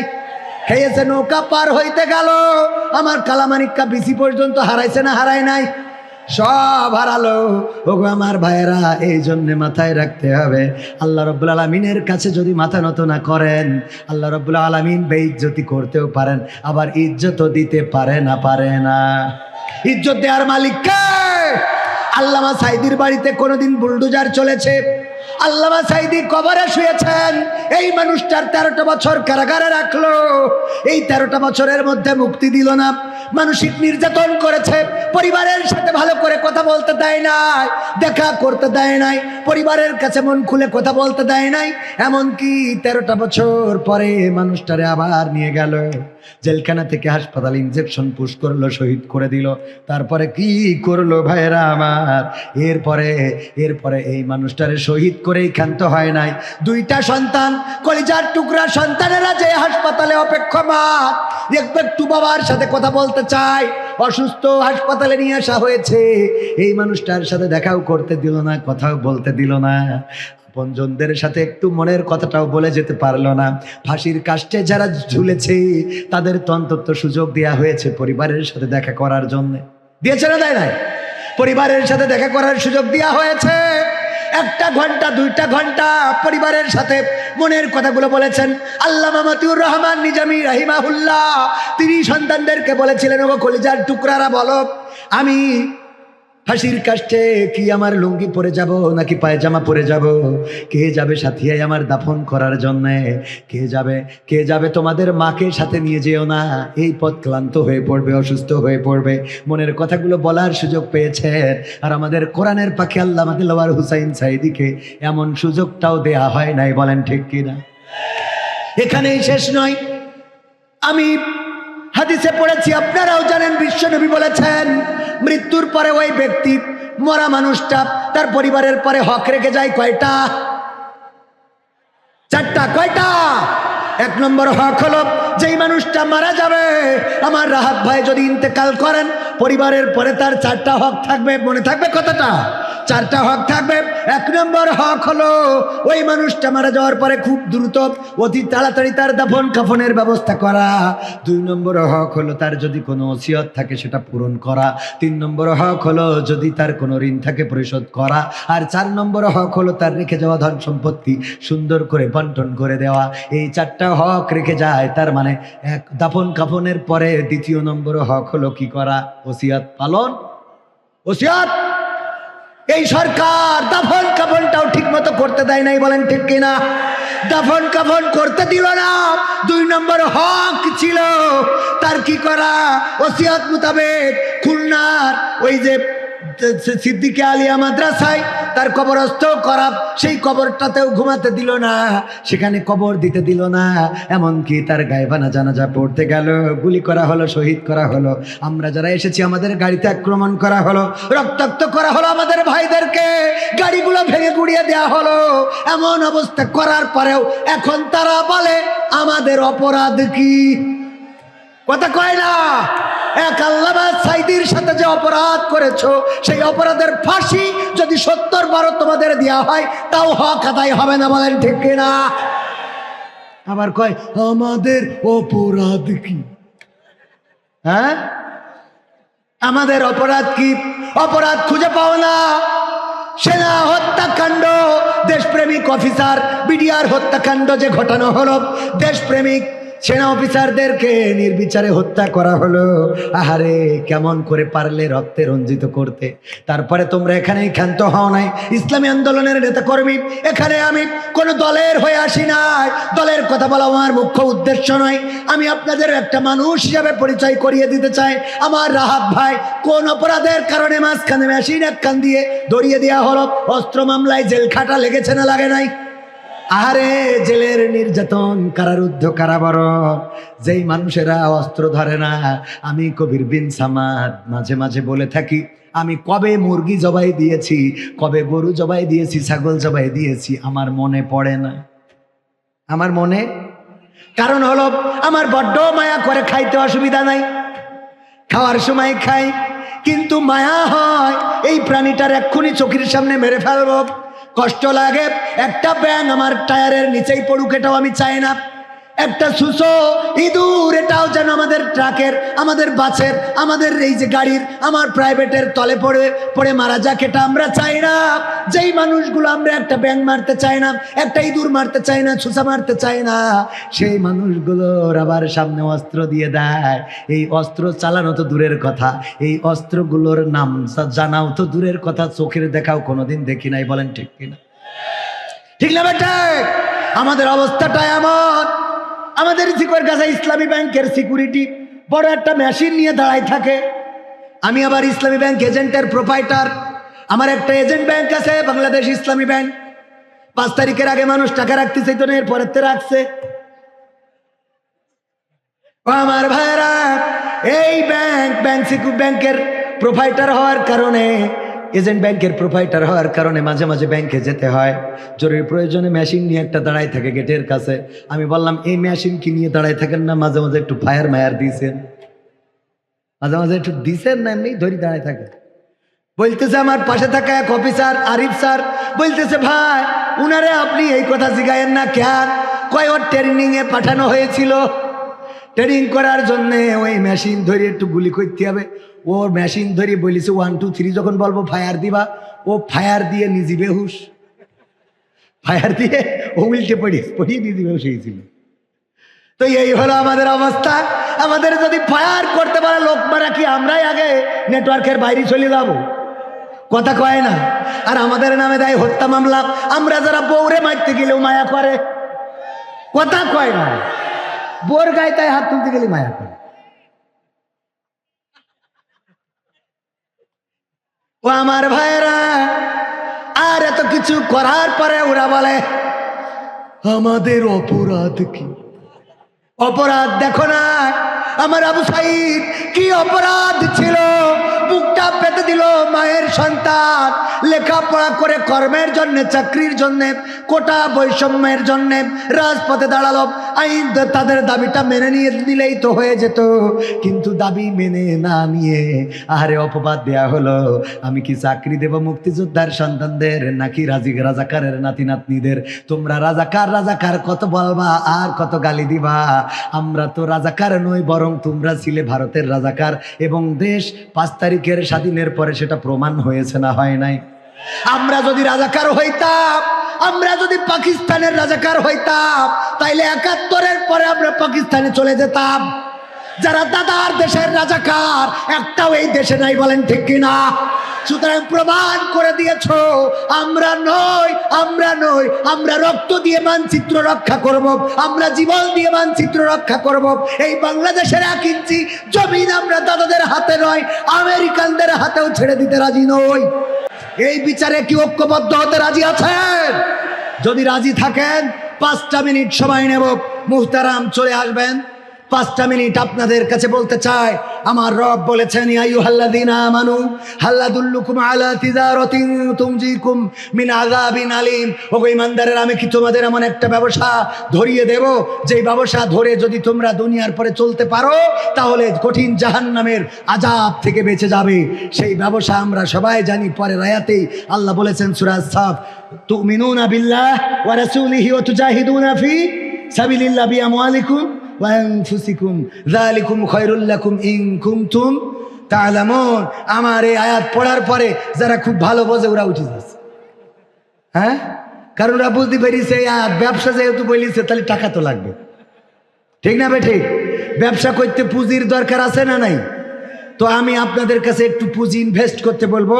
আমার আল্লাহ বলেছেন ইন্নাল্লাহ আশতারা মিনাল মুমিনিনা আনফুসাহুম ওয়া আমওয়ালাহুম বিআন্না লাহুমুল জান্নাহ। আমার আল্লাহ বলেছেন তোমরা যদি জান দাও, মাল দাও, আমি জান্নাতটা বিক্রি করে দিই। সে জান্নাত কিনতে আমাদের কোনো আপত্তি আছে? আমি আমার তরিকুল ভাইকে বলবো 500 টাকা আমারও দেন, কারণ আমিও একটু ইনভেস্ট করে যাই। আমার মানি ব্যাগে আজকে টাকা নেই আমি জানি। আমি ব্যক্তিগতভাবে দিয়ে শুরু করলাম, কারণ আল্লাহ এখানেও বলেছেন সূরা সাফ 2 নম্বর আয়াত, ইয়া আইয়ুহাল্লাযীনা আমানু লিমা তাকুলুনা মা লা তাফআলুন। এমন কথা বলো না যা কাজে করো না। তো আমি না দিয়ে খালি চাবো তা হবে? তো আমিও করে দিলাম। এবার আপনারা একটু হাত বাড়ান। 500, 1000, 2000, 5000 যাদের কাছে নাই, যদি নাম লিখাতে চান এই মাদ্রাসার জন্যে, আমার মাদ্রাসার ছাত্ররা কোরআনের খাদেম, ওদের পায়ের জুতা যদি আমি হতে পারতাম নিজেকে ধন্য মনে করতাম। এই মাদ্রাসার কোরআনের পাখিগুলো প্যাকেট নিয়ে যাচ্ছে, মাহরুম করবেন না, ওদের বুকেই তো আগের সরকার গুলি চালিয়েছিল, ঠিক না ঠিক? সুতরাং এরা রক্ষা হোক, এদের হেফাজত করার দরকার আছে না নাই? আমাদের শ্রদ্ধাবাদ 100 টাকার নোট নিয়ে কেন বসে রয়েছে? এটা কোনো কথা? এই স্টেজে বসাবেন যারা বড় বড় নোট দেবেন, সব চেয়ারে বসে থাকবে চেয়ারম্যান, টাকা দান করার নামে খোঁজ নেই। নাম কি? হ্যাঁ, মামুন ভাই। এই একজন আল্লাহর লিখে ওঠেন, আমার মামুন ভাই, আমাদের আমির। নারায়ে তাকবীর। একখান বঙ্গবন্ধুর 1000 টাকার নোট দান করলো, আল্লাহ দানকে কবুল করে নাও। ইজাবুল নকিব, নারায়ে তাকবীর। ইজাবুল নকিব 5000 টাকার 5টা বঙ্গবন্ধু দিয়েছে, আল্লাহ কবুল করে নাও। নেক হায়াত দান করে দাও, মনের স্বপ্ন পুরা করে দাও। আর একজন 500 টাকা, আল্লাহ কবুল করো, নেক হায়াত দাও, মনের নেক মাকসাদ পুরা করো, দিনদার ইমানদার বানাও। তারপরে কোন আল্লাহর বান্দা আছেন খুব তাড়াতাড়ি? জানুয়ারি মাসের 19 তারিখে আমার ভাইজানের নাম কি? মরিয়াম আক্তার তাহমিনা নামে কলিজার টুকরা মেয়ে পৃথিবী থেকে বিদায় নিয়েছে। বাবার কষ্ট কত, সন্তানের লাশ বাবার কাঁধে, এর থেকে বড় কষ্ট কিছু হতে পারে না। 1000 টাকা দিল নগদ। আল্লাহ দানকে কবুল করে নিয়ে কন্যার কবরটার রিয়াজুল জান্নাতে পরিণত করো। আল্লাহ জান্নাতে একত্রে বসবাসের তৌফিক দান করে দাও, বলেন আমিন। আমার ছাত্ররা গিয়েছে, পকেটে যা আছে কেউ মাহরুম হবেন না। কেউ যদি নাম লিখিয়ে দিতে চান বাকিতে তাও দিতে পারেন। 5000, 10000, 2000, 3000, 1000 এই মাদ্রাসা আপনাদের অবদানেই চলে। 70-এর অধিক ছাত্র, এই ছাত্রগুলো কোরআনের খাদেম হয়ে যায়। আল্লাহ তাদেরকে কোরআনের জন্য কবুল করেছেন। এই ময়দানে তারা কথা বলবে, কেউ আল্লামা সাইদির মতো, কেউ হাফিজুর রহমান সিদ্দিকী কুয়াকাটা হুজুরের মতো, কেউ বা মামুনুল হকের মতো, কেউ বা আমির হামজার মতো, কেউ বা দেলোয়ার হুসাইন সাইদি সব। এমনি তার পদাঙ্ক অনুসরণ যারা করেছে, তাদের দেখানো পথ ধরে যারা চলেছে তাদের মতো আমার ভাইয়েরা হয়তো হয়ে যাবে এই মাদ্রাসার ছাত্রগুলো। তাদের মানুষ করার জন্য আপনাদের কাছে একটু হাত বাড়ালাম। তারপরে কোন আল্লাহর বান্দা আছেন বাকিতেও নাম লিখাতে পারেন? আছেন কোন আল্লাহর বান্দা 5,000 টাকা মাদ্রাসার জন্য পরবর্তীতে পরিশোধ করে দিবেন? 10,000 টাকা এই পাইকপাড়াবাসী, বাগেরহাটবাসী, ফকিরহাট আমি মনে করি ফকিরদের বসবাস, কিন্তু না, ওই যে গেট দেখলি বোঝা যায় যে এটা ফকিরহাট নামে, মানে ফকির সেজে রয়েছে। আসলে মাল এখানে আছে না নাই? মাল আছে না না? ফকির সেজে আছে। ফকিরহাটে ফকির পাওয়া যায়, মতিঝিলে ঝিল পাওয়া যায়, রাজশাহীতে রাজা পাওয়া যায় না। আমার ভাইয়েরা অনেক নাম আছে যে নামের সাথে কামের মিল নাই, তেমনি ফকিরহাটে ফকির নাই। ফকিরহাটে ধনী দিয়ে ভরা, বলেন সুবহানাল্লাহ। ধনী আছে না নাই? ধনী আছেন অনেক। আমার ধনীরা যদি 5,000, 10,000 আল্লাহর নবীর ঘরের জন্য দিতে পারেন, আমার আর 5 মিনিট সময় আছে। যদি আপনারা এই 5 মিনিটের মধ্যে দেন, আমি মুসাফির মানুষ দোয়া করে দেব। আর যদি না দেন, প্রধান বক্তার কাছেও দেওয়ার সুযোগ আছে না নাই? উনি সিলেটের মানুষ, আমি মুসাফির, আর উনি ডবল মুসাফির। কি মুসাফির? ডবল মুসাফির। কি করিয়ে খেলা হবে? কাওয়াকাদের খায়রুল আমার নাম, তা আমি কি করব? আল্লাহ কবুল করুন, বলেন আমিন। তারপরে কোন আল্লাহর বান্দা আছেন 5,000, 10,000, 2,000, 3,000 একজন নাম পাইলাম না। আরে এত বড় বড় মানুষ 5,000, 2,000, 3,000 টাকা দেওয়ার মতো কোন মানুষ আগামীতে দিবেন এমন কোন মানুষ কি পাওয়া যাবে না? আল্লাহর নবীর ঘরের জন্য দেওয়ার মতো কোন আল্লাহর বান্দা? শেখ জাহিদুল ইসলাম সভাপতির ছেলে, নারায়ে তাকবীর। আমার শেখ জাহিদুল ইসলাম সভাপতির ছেলে 5,000 টাকা করলেন দান। আল্লাহ বাড়িয়ে দাও সম্মান, নেখায়াত দিয়ে দাও, মনের স্বপ্ন পুরা করে দাও, আপনজনদের কবুল করে নাও। জামাল হোসেন 10,000, নারায়ে তাকবীর। 5,000 মনে করছিলাম দেবে না, কিন্তু না, 5,000-এর উপরের বড় ভাই 10,000 টাকা দান করলেন জামাল হোসেন। আল্লাহ দানকে কবুল করে নাও, নেখায়াত দিয়ে দাও, মনের স্বপ্ন পুরা করে দাও, আপনজন যারা কবরে ক্ষমা করে দাও, আল্লাহ পরকালে জান্নাতের বাসিন্দা করে দাও। আমার সভাপতির ছেলে নগদে 5,000 দিয়েছে, আল্লাহ দানকে কবুল করো, আপনজনদের কবুল করো, যারা বেঁচে আছে হায়াত বাড়িয়ে দাও। তারপরে আবুল কালাম ভাই আমার 500 টাকা দিল, কবুল করো। আমার মা বোনেরা পর্দার অন্তরালে, সেখানেও আমাদের বাচ্চারা যদি যায় তাদের হাতে দান করবেন। কেউ যদি নাম লিখিয়ে দিতে চান দিতে পারেন। ওগো আমার মায়েরা বোনেরা, আপনাদের জন্য কথা বলবেন প্রধান বক্তা, আমি সময় পাইলাম না, কি বলবো ভাইরা আমার, বিশেষ বক্তা হইলে একটু সময় কম থাকে না কিডা? ওবায়দুল কাদের 2,000, কিডা? ও মামু ভাই নিয়ে, আমি শুনলাম ওবায়দুল কাদের 2,000। মামু ভাই নিয়ে কয় হাজার? নারায়ে তাকবীর। মামু ভাগ্নে আজকে মামু ভাগ্নেও দান করে আল্লাহ, তাইলে নানা নাতিও দিয়ার দরকার আছে না নাই? চাচা ভাতিজাও দেন, দেখি দলে দলে আল্লাহর জমিনে আল্লাহর দিন কায়েমের জন্য টাকার দরকার আছে না নাই? এই কোরআনের হাফেজগুলো তারা কোরআন প্রচার করবে, কোরআনের জন্য রাজপথে দাঁড়াবে, কোরআন কায়েমের জন্য সংগ্রাম করবে, আন্দোলন করবে। আমার মহিলা প্যান্ডেলে যারা গিয়েছেন তাদের হাতে টাকা দান করেন, নাম লিখিয়ে দিতে পারেন। ওগো আমার ভাইয়েরা, আর কোন আল্লাহর বান্দা আছেন কি? 10,000 টাকা তো পাইলাম, বাকিতে আর কেউ আছেন? ফারুক হোসেন আটপাড়া 1,000 টাকা, আল্লাহ দানকে কবুল করে নাও, নেখায়াত দাও। আল্লাহ তুমি তার আয় রুজিতে বারাকা দান করে দাও, আল্লাহ ব্যবসায় বারাকা দাও, আল্লাহ সম্পদ থাকলে সম্পদে বারাকা দিয়ে দাও। ওগো আল্লাহ, তোমার কাছে সম্পদের শেষ নাই, যে যেই টাকাটা দান করতে চাই তুমি তোমার তোমার তোমার কোষাগার থেকে আল্লাহ তুমি তাদেরকে দিয়ে দিও, বলেন আমি। তারপরে কোন আল্লাহর বান্দা আছেন খুব তাড়াতাড়ি ডান হাতে বাম হাতে 5,000, একজনেরও নাম পাইলাম না। 5,000-এর 10,000 তো পাইছি, 5,000 টাকা রমজানের গজল।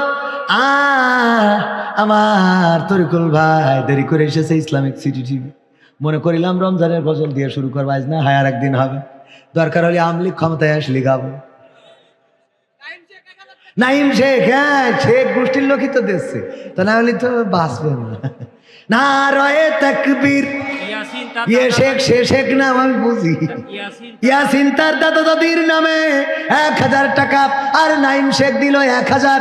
আল্লাহ দুইজনের দানকে কবুল করো, নেখায়াত দাও, দাদা দাদির কবর জান্নাতের বাগান বানাও। আলমগীর স্যার 1,000 টাকার একখান ক্যাড়কেড়ি নোট দান করলো, আল্লাহ দানকে কবুল করো, মনের নেকমাত সাত পুরা করো, দিনদার ইমানদার বানায় দাও। আল্লাহ পরিবার পরিজনকে কবুল করে নাও। আল্লাহ অবিবাহিত হইলে বিবাহের ব্যবস্থা করে দাও। আল্লাহ বিবাহিত হইলে 2টা বিয়ে ব্যবস্থা করলেও কোনো আপত্তি নাই, বলেন আমি। 2টা বিয়ে হইলে কোনো ক্ষতি আছে না, বরং উপকার আছে না নাই? একটা বিধবাকে আপনি যদি কোনো রাস্তা করে দেন, উপকার কয় দিক থেকে? আপনার 2টা স্ত্রী হইল, একজন যদি অসুস্থ হয় আর একজন খেদমত করার জন্য আসে না নাই? যদি এক স্ত্রী তরকারি কোটে আর একজন রান্না করবে, এক স্ত্রী কাপড় কাচবে আর একজন নিংড়াইয়ে নেড়ে দেবে, এক স্ত্রী যদি বাবার বাড়িতে যায় আর এক স্ত্রী আপনার বাড়িতে থাকবে। এমনকি মা বোনেরা যারা রাগ করেন, আমি আপনাদের বলতে চাই, যদি আপনার স্বামী 2টা বিয়ে করে, ঝগড়া করার জন্য পাড়ায়ও যাওয়া লাগবে না, দুইজনে পর্দার মধ্যে থেকে চুল ছিঁড়াছিঁড়ি করা যাবে, ঠিক না বেটা? পর্দার মধ্যে থেকে গোলমাল করতে পারবেন, মারামারি চুল ছিঁড়াছিঁড়ি। সুতরাং এইটা উপকার আছে না নাই? পাড়ায় যাওয়া লাগবে না। তবে যুবকরা সাবধান, এখনকার সময়ে যারা বিয়ে করবেন তারা সাবধান। আগের সময়ে যদি কেউ 2টা বিয়ে করতো, তাইলে বউ অভিমান করে রাগ করে বাবার বাড়ি চলে যেত। এখন রাগ করে বাবার বাড়ি যায়, কিন্তু খালি হাতে যায় না, মেশিনটা কেটে নিয়ে চলে যায়, ঠিক না বেটা? ডাইরেক্ট কেটে নিয়ে যায়। দেখি তুই এইবার কি কি জ্বালা কত। তারপরে কিডা আমার ইউটিউব কি যেন আউট বে না কি যেন ওয়াটো বে, হ্যাঁ কি চ্যানেল এটা? উসামা মুসাফা তো সে মেম কো ও এই উপরে, আর এটা ও ফেসবুক। হ্যাঁ ধর আমি এই উপরে চোখই ধরছে না, ওয়াজ বেশি করে হয়ে গেল না। মুসাফা টিভি কয় টাকা দিল? 100 টাকা। আল্লাহ দানকে কবুল করো, নেখায়াত দাও। ইউটিউবের আমার নেখায়াত দেবে কি? ওর মালিকিন নেখায়াত দাও বলে না আমি। আল্লাহ এই ইউটিউব চ্যানেলটা যে চালায় মুসাফা টিভি, ইউটিউবের অনেক মানুষ আছে।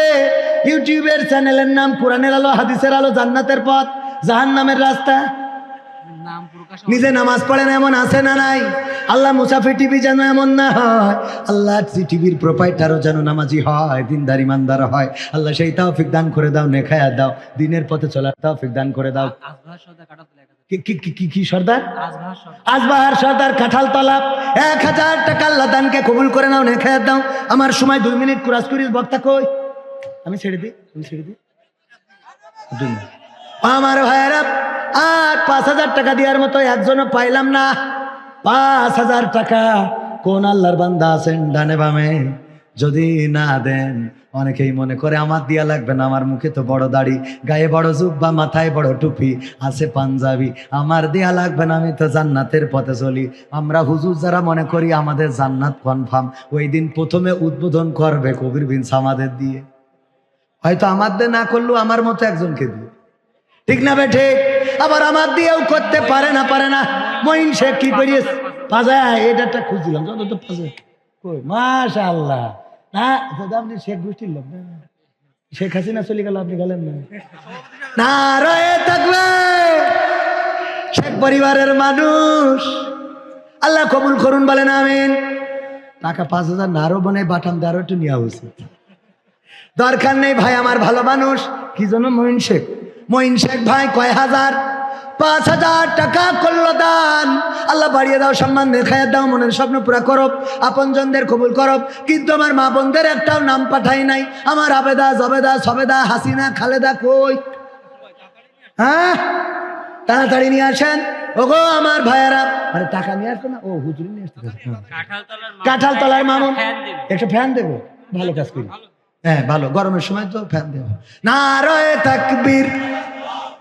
আমি আকিস কোম্পানির একটা ফ্যানের অ্যাড করে দিয়েছি, আমার সাইডে ফ্যান দিয়েছে আমার মাথা।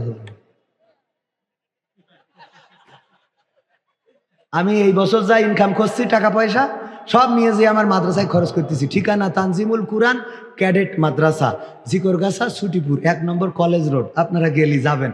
আলহামদুলিল্লাহ এই বছর শুরু করেছি জানুয়ারিতে 180 জন ছাত্রছাত্রী, আর ফেরত দিছি ওই রকম অন্তত আরো 100 জন, কারণ আমাদের জায়গা নেই, পরিস্থিতি নেই। আগামীতে আওয়ামী লীগ ক্ষমতায় আসলে আরো জায়গা বাড়বে ইনশাআল্লাহ। আল্লাহ খুব মানে বইলে অভ্যাস হয়ে গেছে। আল্লাহ কবুল করুন, মাফ করুন বলে আমিন। আমাদের এই ছাত্রগুলো, আমি এই ছাত্রদের পিছনে প্রতিনিয়ত ওয়াজ করি আর টাকা নিয়ে যাই ওখানে ঢেলি। আল্লাহ কবুল করুন। আমার স্বপ্ন এই মাদ্রাসাটা করে রেখে যাব। যারা আমার বলে যে কবির বিন সামাদ বাদাম মারে কেন স্টেজে উঠাও, কেন এই কমেডি ম্যান রে স্টেজে উঠাও, তাদের জন্য আমার কোনো অভিযোগ নেই, বরং তাদের জন্য দোয়া। যারা আমাকে উপহাস করেন, যারা আমাকে কমেডিয়ান, বাদাম্মা নানানভাবে ছোট করেন, আমি আমার কলিজার টুকরাদের মানুষ করার জন্য এই কিছু করে একটা মাদ্রাসা করে যাচ্ছি, যেন মারা যাওয়ার পরে মানুষ বলতে পারে এই ভাদাম্মা একটা কোরআনের খেদমত করে গেছে, যেন এই মাদ্রাসাটা আমার নাজাতের ওসিলা হয়। আল্লাহ কবুল করুন বলেন আমিন। নারায়ে তাকবীর। প্রধান বক্তার আগমন, মাহফিলের পক্ষ থেকে নারায়ে তাকবীর। ক্ষমতায় কেউ স্থায়ী হয় না, হোক না সে হাসিনা কি বারে না, সে আরটা চিরকাল থাকে না। ক্ষমতায় কেউ স্থায়ী হয় না, মুজিবুর বেশি দিন থাকেনি, জিয়াউর কেউ তো রাখেনি। মুজিবুর বেশি দিন থাকেনি, জিয়াউর কেউ তো রাখেনি। এরশাদ চলে গেছে পৃথিবী ছেড়ে, এরশাদ চলে গেছে পৃথিবী ছেড়ে, কেউ আজ তার কথা কয় না। ক্ষমতায় কেউ স্থায়ী হয় না, হাসিনা ক্ষমতা ধরে রাখতে আয়না ঘর বানিয়েছিল। জনগণের রোষানলে দাদার দেশে পালিয়ে গেল। হাসিনা ক্ষমতা ধরে রাখতে আয়না ঘর বানিয়েছিল। জনগণের রোষানলে দাদার দেশে পালিয়ে গেল। ডিবি হারুনের পাশে আর, ডিবি হারুনের পাশে আর পরিমণিদের দেখা যায় না। ঠিক না বেঠে? ক্ষমতায় কেউ স্থায়ী হয় না। নারায়ে তাকবীর। প্রধান বক্তার আগমন। মাহফিলের পক্ষ থেকে এম হাসিবুর রহমান সাহেবের আগমন। মাহফিলের পক্ষ থেকে, বাগেরহাটবাসীর পক্ষ থেকে, ফকির পাড়ার পক্ষ থেকে, ফকির হাটের পক্ষ থেকে, পাইক পাড়ার পক্ষ থেকে নারায়ে তাকবীর, লিল্লাহে তাকবীর। আল কোরআনের আলো, আল হাদিসের আলো, আমার নেতা তোমার নেতা, নারায়ে তাকবীর। আজকের মাহফিল সফল হোক, সার্থক হোক, নারায়ে তাকবীর। এম হাসিব সাহেবের আগমন। ফকিরহাটের পক্ষ থেকে, পাইক পাড়ার পক্ষ থেকে লিল্লাহে তাকবীর।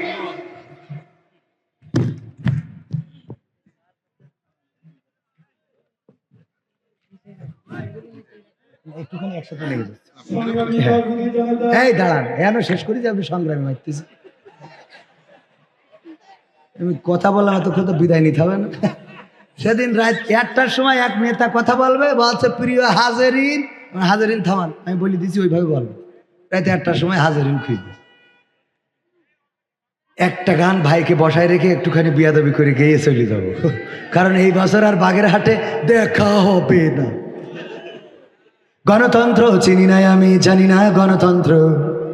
মানে এই গানটা গাতি হচ্ছে কেন? আমার ইউটিউবার ভাইরা আবার একটু থ্যাম্বল মারতে ফিরবেন যে হাসিফ ভাইকে বসায় রেখে যে গান কুপান দিলেন, এতে করে ওখানে একটু ভিউজ হবে না। কি করবো খান সারি দেখি ঠিক রাখতে। গণতন্ত্র চিনি নাই আমি, জানি না গণতন্ত্র। গণতন্ত্র দেখিনি আমি, শুনেছি গণতন্ত্র। গণতন্ত্র চিনি নাই আমি, জানি না গণতন্ত্র। গণতন্ত্র দেখিনি আমি, শুনেছি গণতন্ত্র। গণতন্ত্র চিনি নাই আমি, জানি না গণতন্ত্র। গণতন্ত্র দেখিনি আমি, শুনেছি গণতন্ত্র। শুনেছিলাম আমি বাংলাদেশে গণতান্ত্রিক রাজা, যখন যারে মনে চেয়েছে ধরে দিয়েছে সাজা। শুনেছিলাম আমরা বাংলাদেশে গণতান্ত্রিক রাজা, যখন যারে মনে চেয়েছে ধরে দিয়েছে সাজা। কাউকে দিয়েছে ফাঁসির দণ্ড, রেখেছে আয়না ঘরে, কাউকে আবার লাশ বানিয়ে ভাসিয়েছে সাগরে। কাউকে দিয়েছে ফাঁসির দণ্ড, রেখেছে আয়না ঘরে, কাউকে আবার লাশ বানিয়ে ভাসিয়েছে সাগরে। করেছে সব কিসের জোরে? ছিল কি দাদার মন্ত্র? কেমন গণতন্ত্র ছিল, কেমন গণতন্ত্র? গণতন্ত্রের আড়ালে ছিল দাদার ষড়যন্ত্র। কেমন গণতন্ত্র ছিল, কেমন গণতন্ত্র? গণতন্ত্রের আড়ালে ছিল মোদির ষড়যন্ত্র। শুনেছি আগে নির্বাচনে লাগতো টাকার নোট, দেখেছি আমরা ভোট করিতে লাগেনি কোন ভোট। শুনেছি আগে নির্বাচনে লাগতো টাকার নোট, দেখেছি আমরা ভোট করিতে লাগেনি কোন ভোট। ভোটের আগে পাশ হয়েছে মন্ত্রী মিনিস্টার, লাগেনি মিছিল, লাগেনি মিটিং, লাগেনি তো পোস্টার। ভোটের আগে পাশ হয়েছে মন্ত্রী মিনিস্টার, লাগেনি মিছিল, লাগেনি মিটিং, লাগেনি তো পোস্টার। নির্বাচন কমিশন ছিল ইন্ডিয়ান গণতন্ত্র। কেমন গণতন্ত্র ছিল, কেমন গণতন্ত্র? গণতন্ত্রের আড়ালে ছিল রয়ের ষড়যন্ত্র। কেমন গণতন্ত্র ছিল, কেমন গণতন্ত্র? গণতন্ত্রের আড়ালে ছিল মোদির ষড়যন্ত্র।